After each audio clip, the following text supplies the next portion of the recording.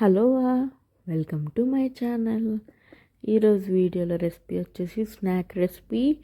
అదేనండి పల్లీలచ్చు. ఈ పల్లీలచ్చు అనేది హెల్త్కి కూడా చాలా మంచిది, చాలా ఐరన్ కూడా ఉంటుంది. కాబట్టి చిన్నపిల్లల కాడి నుంచి పెద్దవాళ్ళ దాకా ఈ పల్లీ అచ్చు తినడం వల్ల చాలా హెల్త్ బెనిఫిట్స్ అనేవి ఉంటాయి. ఎలా చేసుకోవాలో చూపిస్తాను రండి. ఫస్ట్ ఒక 1/2 kg పల్లీలు తీసుకున్నాను నేను. 1/2 kg పల్లీలు, అలానే ఒక 300 grams బెల్లం, ఇలాచి ఒక 3 to 4. స్టవ్ ఆన్ చేసి ఒక కడాయి పెట్టుకుని 1/2 kg పల్లీలు వేసుకుని లో ఫ్లేమ్లో పెట్టి నాకు సుమారు ఒక అరగంట వరకు ఫ్రై చేశానండి నేను. ఈ 1/2 kg పల్లీలు ఒక 30 minutes లో ఫ్లేమ్లో పెట్టి మాడిపోకుండా ఫ్రై చేసుకోవాలి. అలా ఫ్రై చేసుకుంటేనే లోపలి దాకా కుక్ అయ్యి ఈవెన్గా కుక్ అవుతుంది. లేకపోతే అచ్చు వేసాక పల్లీలు అనేవి మెత్తగా తగులుతాయి. కాబట్టి లో ఫ్లేమ్లోనే పెట్టి ఒక 30 నిమిషాల వరకు దోరగా ఫ్రై చేసుకోవాలి. చూడండి, ఒక 20 minutes తర్వాత తొక్క ఇలా చూస్తే తొక్క అనేది ఓపెన్ అయిపోయింది, కానీ ఇంకా లోపల పచ్చి అనేది ఉంది. చూడండి, మెత్తగా ఉంది కదా, అలా ఉండకూడదు, క్రిస్పీగా అయిపోవాలి. ఇంకొక 10 minutes వరకు లో ఫ్లేమ్లో పెట్టి ఫ్రై చేసుకోవాలి. ఈలోపు బెల్లంలో ఒక గ్లాస్ వాటర్ వేసి బెల్లాన్ని కరగనిద్దాం. అప్పుడు కొంచెం ఫాస్ట్గా కుక్ చేసుకోవడానికి అవుతుంది. చూడండి, బెల్లాన్ని కొంచెం కరగబెట్టుకోవచ్చు ఇలా పెడితే. చూడండి, పల్లీలు అనేది మంచిగా దోరగా ఫ్రై అయిపోయినాయి. నాకు 30 నిమిషాలు పట్టిందండి ఇలా ఫ్రై చేసుకోవడానికి. మీరు మీ క్వాంటిటీ బట్టి ఫ్రై చేసుకోవాలి. అలానే పల్లీలు క్వాలిటీ బట్టి కూడా ఫ్రై చేసుకోవాలి.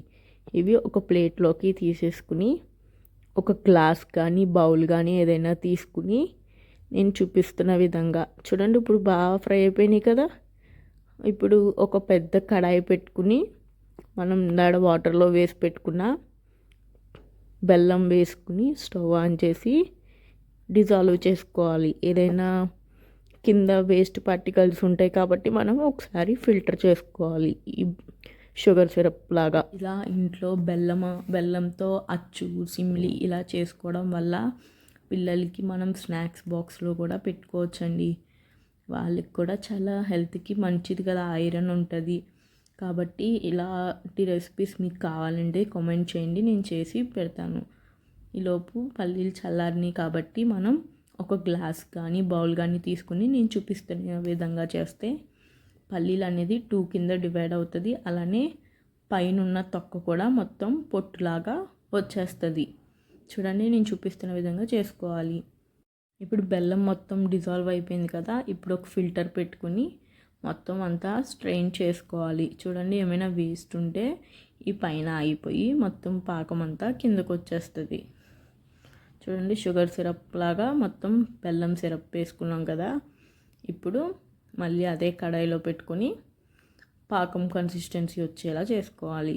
చూడండి, ఎంత తెల్లగా చేసుకున్నానో, పొట్టు అనేదే లేకుండా పల్లీలకి పొట్టు మొత్తం తీసేసి ఇంత తెల్లగా చేసుకోవాలి. పొట్టు మొత్తం తీసేయాలి.